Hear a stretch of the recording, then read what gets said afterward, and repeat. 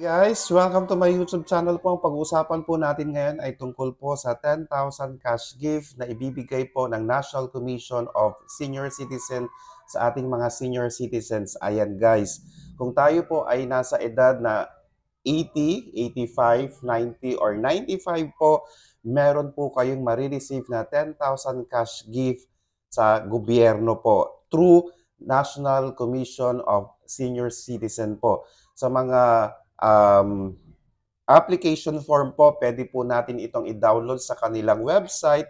Ang website po nila ay www.ncsc.gov.ph po.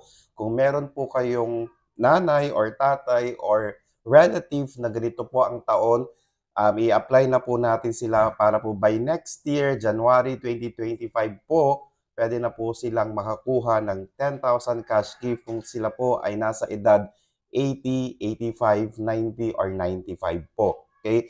Siguraduhin lang po na may mga documents po kayong dala para po mapatunayan na sila po ay ganun na pong edad.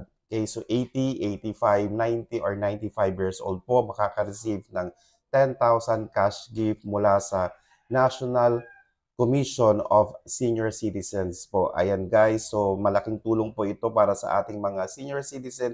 Pero siguraduhin po na nasa edad 80, 85, 90, or 95 po sila. Pwede po nating i-download yung form at fill upan po natin at pwede po nating i-submit ito sa ating